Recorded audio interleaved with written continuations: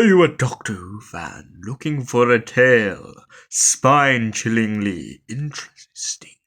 Then look no further as we go into this review. Hello, ladies, gents, people of all sexual orientations and more, and welcome back to another Doctor Who review.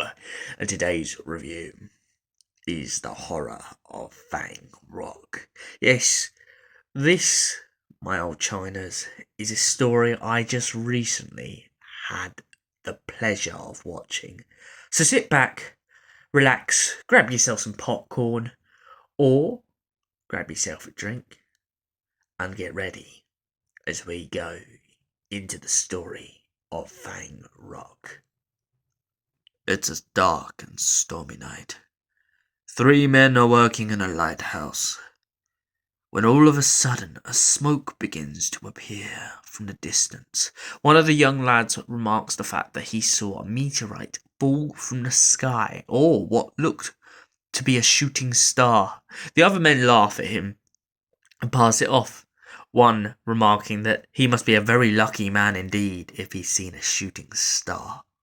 But whatever does fall on Fang Rock begins to glow a bright purple light across the horizon, shooting past the lighthouse and into the depths of the cold, deep water below. The Doctor and Leela arrive at the lighthouse in the midst of the storm,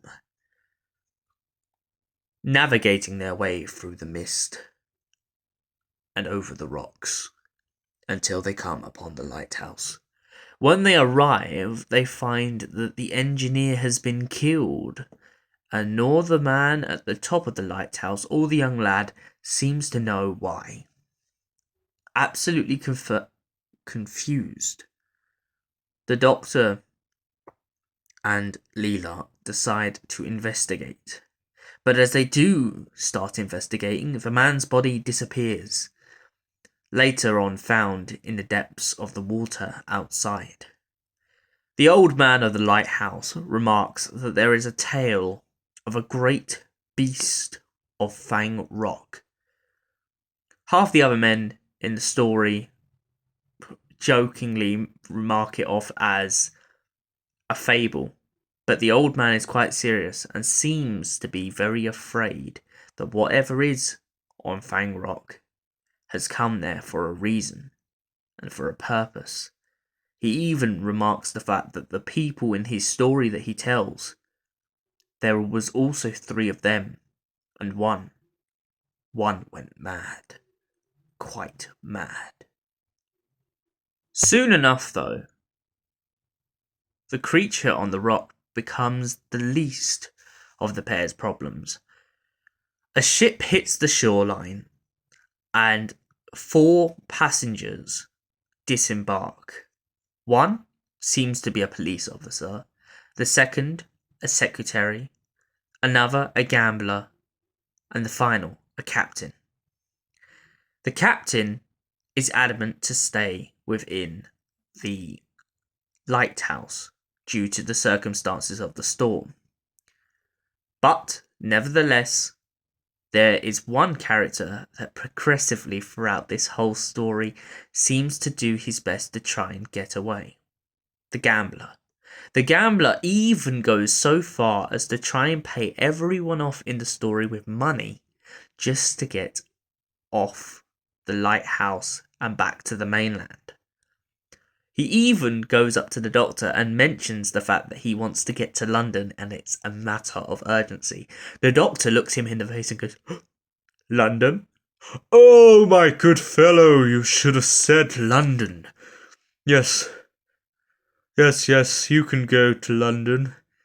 In the height of this storm? No, absolutely not." Mocking the gentleman, making him aware that his statement is clearly absurd, especially in the current circumstances. The Doctor and Leela then go to investigate further and find that another member of their group has been killed in the process of what's happened.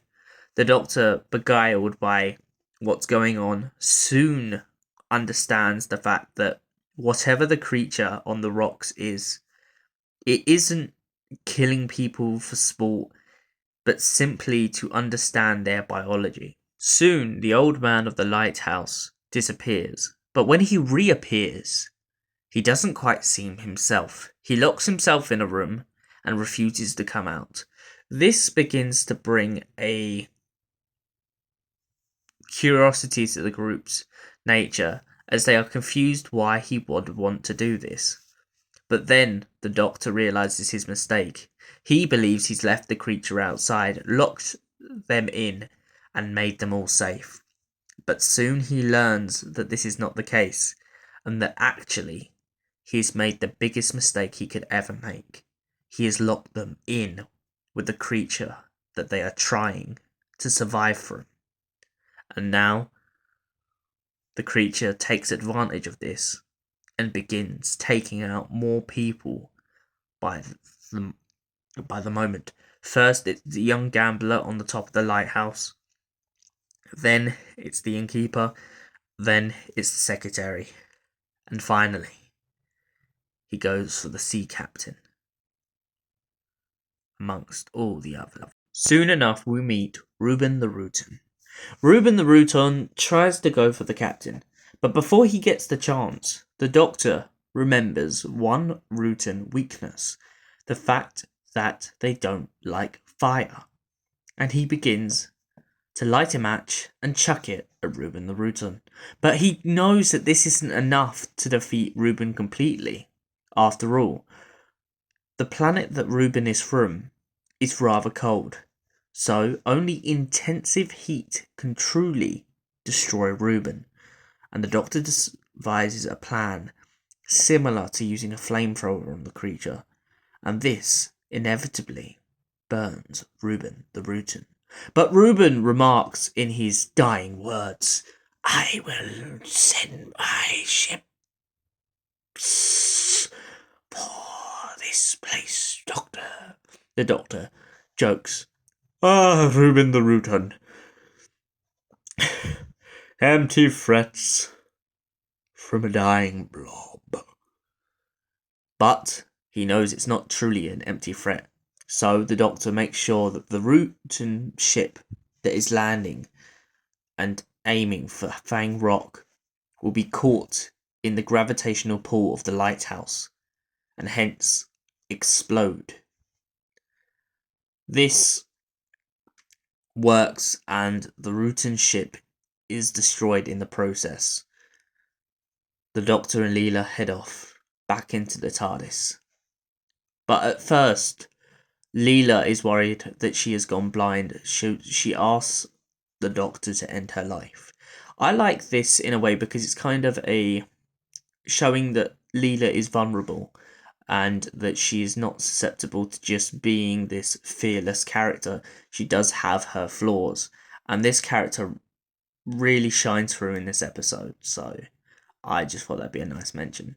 So big up Louise Jameson. Big up. So, the horror of Fang Rock. Was it a good story? Yes, it was a phenomenal story. The plot, the scenes, the horror, the gripping thriller as it goes through, you not knowing what's going to happen next or how it's going to happen. It definitely captivates you. There are some moments that may be a bit long.